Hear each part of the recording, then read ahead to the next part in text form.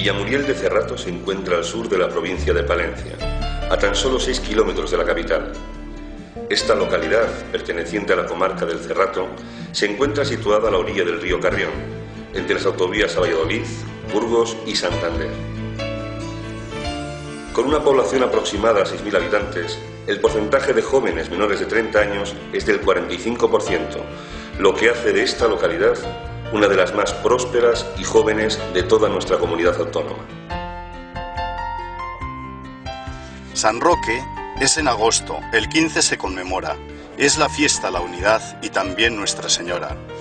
Ya de los buenos sabores, con chorizo, queso y pan y buenos consumidores. Procesiones y festejos a la Virgen y a sus santos, las rogativas quedaron en otros tiempos pasados. Estas son las palabras de nuestro poeta Santos Fernández al descubrir Villamuriel al mundo, una localidad con una historia tan medieval como moderna.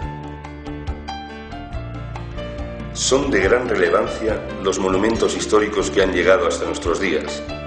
Por ejemplo, este es el puente de entrada a Villamuriel, una construcción de 11 ojos que data del siglo XIV, aunque ha sufrido varias remodelaciones a partir del siglo XVI. Este puente medieval servía de comunicación a Villamuriel con el antiguo camino que unía a las localidades de Palencia y Dueñas. Los tajamares, que sirven para que el puente oponga menos resistencia al paso del agua, son en unos casos apuntados y en otros cilíndricos, lo que nos revela varias épocas constructivas. En la parte superior de esos tajamares se aprovechó para hacer unos balconcillos desde los que poder pescar y contemplar el bello paisaje. ¿Hola? ¿Sí? ¿Quién ha dicho eso? Yo, el narrador. ¿Narrador? Tú no eres de aquí, ¿verdad? Bueno, se podría decir que los narradores somos un poco de todas partes. Sí, bueno, pero los balconcillos no se hicieron para el recreo de la villa. En realidad se hicieron para resguardarse del paso de los carruajes. Parece que conoces bien la historia de Villamuriel. Sí, por supuesto. Ahora iba a hablar a estos amigos de su historia. Si quieres puedo ayudarte. De acuerdo. ¿Nos vamos? Adelante. Nuestro paseo comienza aquí, en la antigua iglesia de San Sebastián, o mejor dicho, donde se encontraba antiguamente. Esta iglesia era la denominada Hijuela de Santa María, pero de ella lo único que se conserva es un muro que ya apunta a poco. De ella se tienen noticias desde 1185, y tras su demolición, las obras de arte se llevaron a la iglesia de Santa María la Mayor. La iglesia de Santa María la Mayor es una construcción del siglo XII de estilo románico cisterciense, con iniciaciones góticas y elementos renacentistas, lo que hace de ella una edificación de belleza muy variada. El obispo Arderico fue el primero en iniciar la obra, y más tarde Pedro de Castilla fue el encargado de levantar las habitaciones que la transformarían en el antiguamente conocido como Palacio Episcopal. La torre tenía fines defensivos. Sufrió remodelaciones hasta el siglo XVI con su final estética herreriana. Del Palacio Episcopal aún se conservan en la fachada los arcos de salida a los jardines, pero el resto fue destruido por un asalto en la Revolución Comunera de 1520. En el interior de la iglesia podemos encontrar detalles únicos en su construcción. El cimborrio es el único de toda la provincia con tambores de doble fila de ventanas, lo que hace de la iluminación del crucero algo espectacular.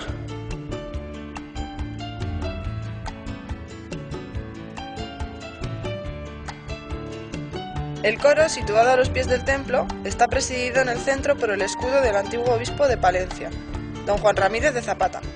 Es prácticamente plana y se forma de una bóveda de crucería con combados del estilo gótico adornada con medallones.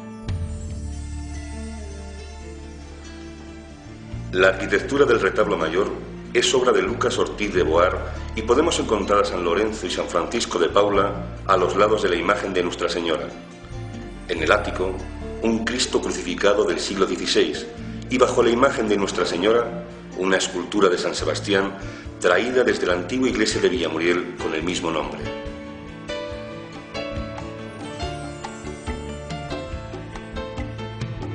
Además de este retablo, podremos encontrar varios retablos más del siglo XVIII, como es el caso de los retablos del Santo Cristo, con una imagen de un Cristo crucificado, el de San Isidro y el de San Roque. Todo esto, sumado al órgano del siglo XVIII de Domingo Lagarza, a la lámpara neogótica donada por la familia Meneses y al óleo de la Asunción hecho por el acuarelista Jesús Meneses.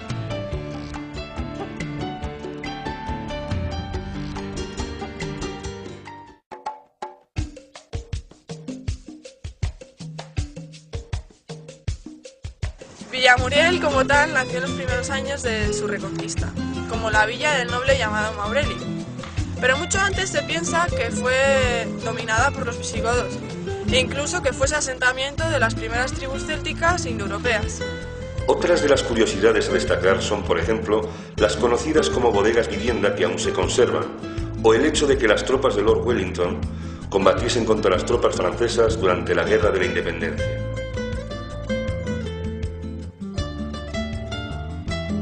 Villamuriel en otros tiempos fue un lugar muy importante gracias a una curiosa tradición episcopal. Así es. En otro tiempo era lugar de acogida de los obispos mientras esperaban el permiso para tomar su cargo. Esperaban en Villamuriel la autorización y una vez recibida, partían hacia el obispado de Palencia montado en una burra. Pero sobre todo, Villamuriel está marcado por la historia de un milagro en 1601. ¿Un milagro? Así es. En el año 1601 se sufría una sequía que parecía no terminar. Los campos se secaban y el río estaba más seco que de costumbre, lo que hizo que el obispo de Palencia concertase sacar a la Virgen en procesión desde Villamuriel hasta el Monte del Otero en Palencia. Como la iglesia de Villamuriel no tenía suficientes fondos y el obispo había exigido que la imagen fuese iluminada todo el trayecto, en lugar de comprar cirios, se acordó con el cerero el préstamo de 4 hachones de cera, con la condición de que se le pagase la cera que se gastase en el camino. El milagro se dio al concluir la procesión, puesto que al pesar las velas, estas pesaban más que cuando se pesaron antes de salir de Villamuriel.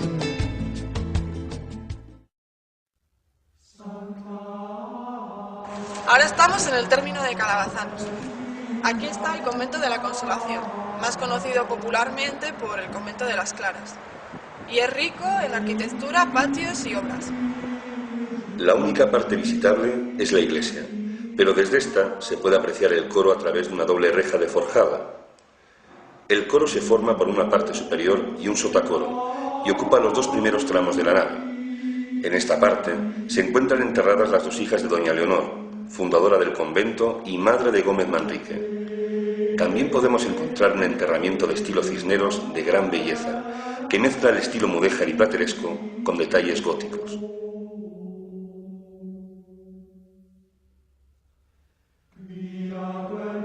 Podemos visitar la iglesia del siglo XVII construida en piedra y ladrillo, pero no podemos apreciar el conocido como Escorial de adobe.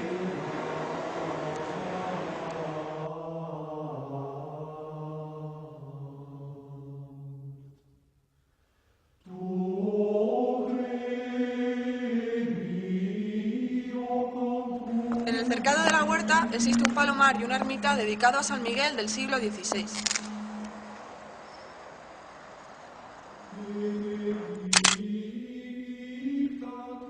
En el convento se conserva un buen archivo con importantes documentos y manuscritos e incluso algunas cartas escritas por la reina Isabel de Castilla.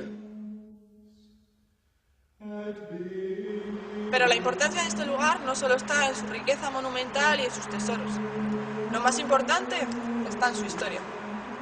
En este convento fue representada por primera vez una obra de teatro en lengua castellana. Se trataba del Auto de Navidad o